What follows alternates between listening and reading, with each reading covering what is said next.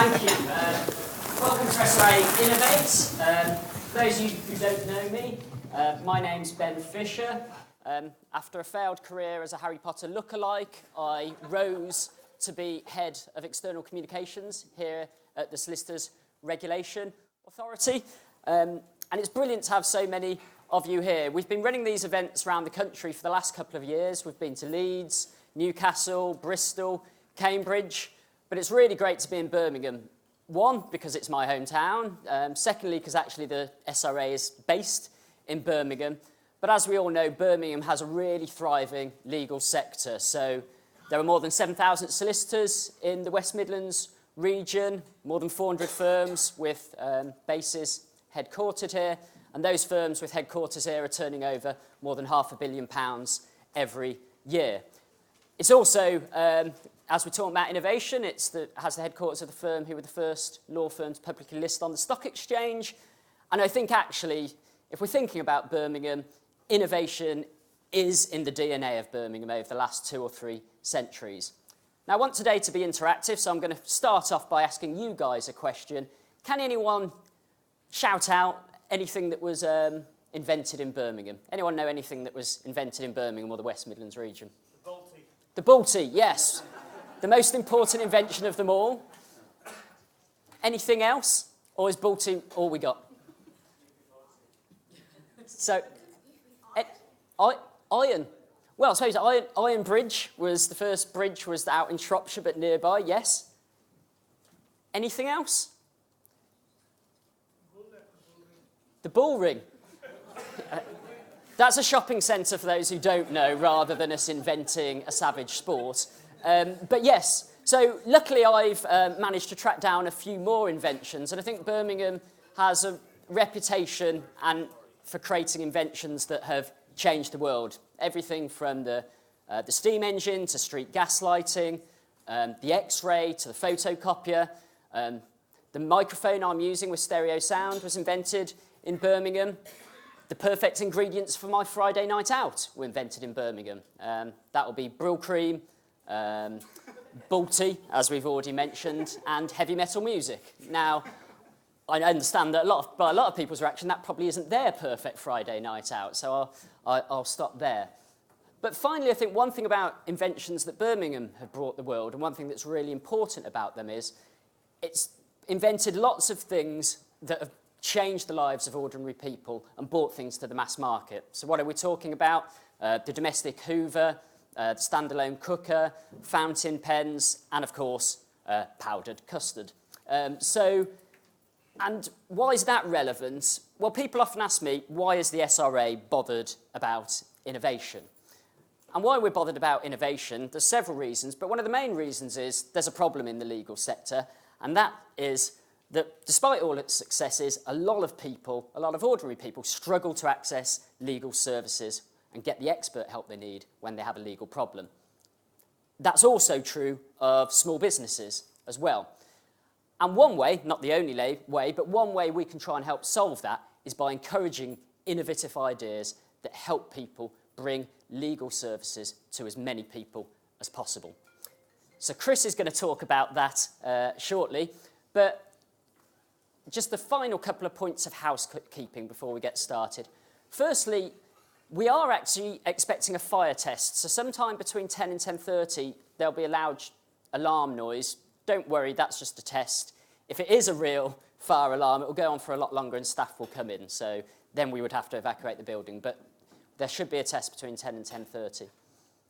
Secondly, you'll see from the agenda, there's a Wi-Fi password on there.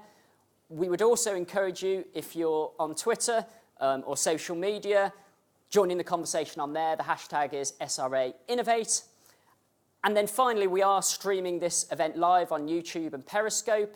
So a big hello to all our viewers or listeners who are watching online. Who knows, there could be tens, thousands, millions of people watching online. So it goes beyond this room. So on that note, on that scary note, I'll invite Chris up to tell you a bit more about the SRA's work on innovation. Thank you.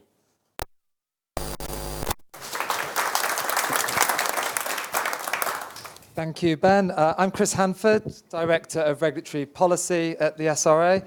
My first challenge of the day is to try and stand still so we can get the camera, something I'm not very good at. And if I'll add in my hopeful Birmingham invention, great to see such a full room. As you're here, I'm guessing that you are interested in innovation, you're innovating yourselves, interested in what's possible, always interested in seeing and hearing what other people are doing.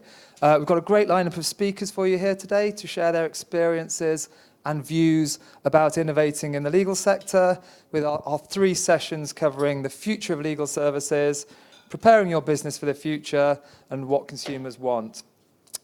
I thought you might also be interested in about what your regulator thinks about innovation. So I'm going to spend a few minutes just setting that out, and taken drastic measures to have a fire alarm to make sure I clear off the stage in time to let the speakers in. So I think the SRA is changing as a regulator, as the world that we regulate is changing around us.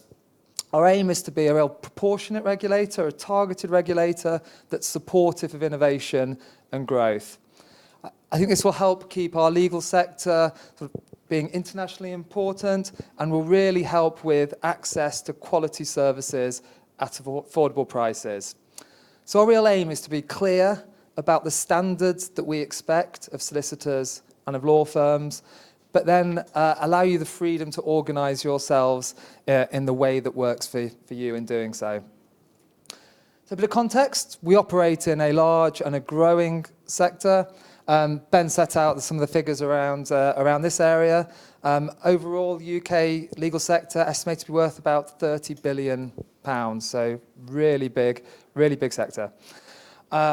Most people that do get legal help from a solicitor or law firm are happy and are satisfied with the service that they get. And we're increasingly seeing innovation in this market, new service delivery models, structures and processes.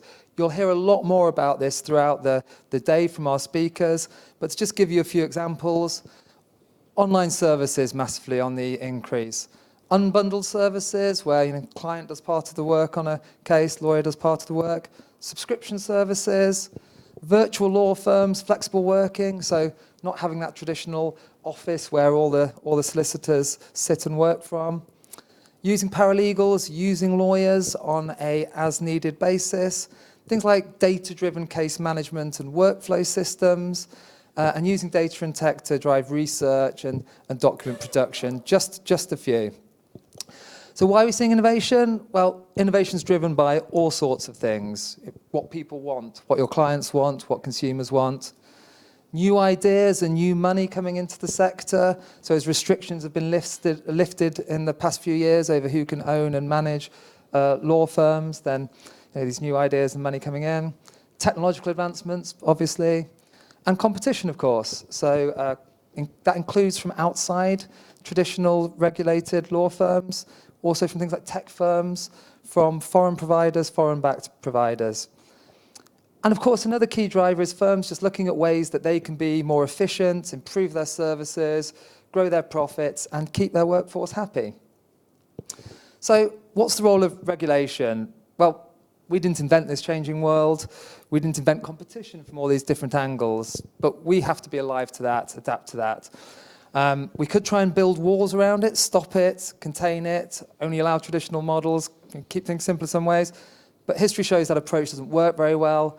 And also, innovation is a really good thing for all sorts of reasons.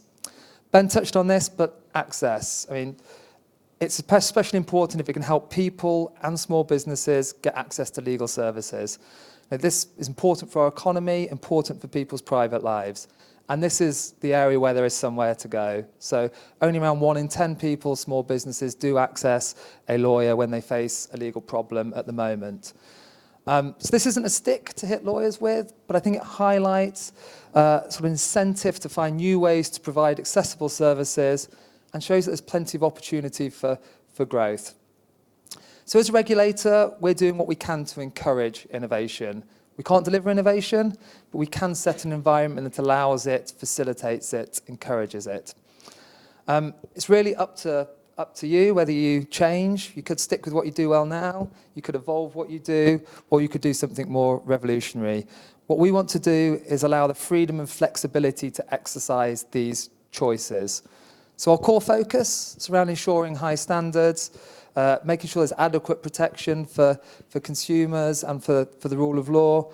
But as much as possible beyond that, to kind of get out of your way, to let you organise yourselves, deliver services in a way that works for your customers and potential customers in this changing world. So what have we done? Well, I think we've done quite a lot over the past few years. Our licensing approach and process for alternative business structures and multidisciplinary practices that allows different types of services to be delivered under one roof. That's really come on. We've reduced our handbook by about 200 pages over the last few years, following red tape challenges where we've asked people what they think unnecessarily gets in the way. And we have a lot more coming. In November this year, we'll introduce our new standards and regulations. So we've reviewed and redrafted our entire rule book and tried to strip out unnecessary rules, unnecessary bureaucracy. And that'll be a lot shorter, down to about 120 pages from about 450, with a much shorter, clearer codes of conduct. And we'll give qualified solicitors, bound by the same standards all solicitors are bound by, true freedom about where they can practice as far as the law allows. So this will provide more opportunities for solicitors and more choice for consumers.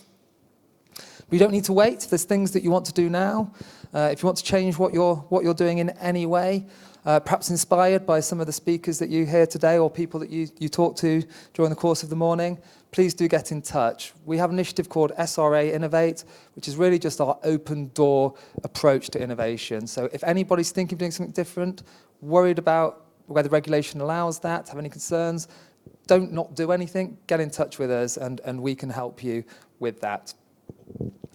Just finally, I want to highlight a new initiative that's open at the moment called the Legal Access Challenge. So we are running a competition with our delivery partner Nesta, who Chris is there today.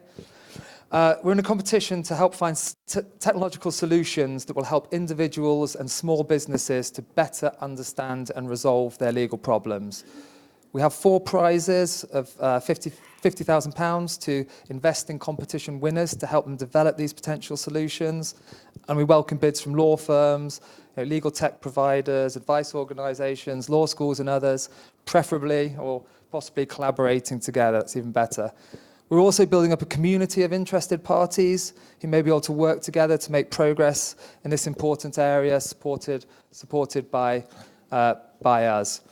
So Chris from Nesta is on the first panel. He will talk a little bit more about the Legal Access Challenge. And also we have a stand outside around innovation, the Legal Access Challenge. If anybody's interested in this, then please do speak to either Chris or the people on the stand outside. Okay, I've just beaten the fire alarm, I think. That's it from me. So I will pass over to Ben and invite the first panellists up to the stage. Thank you.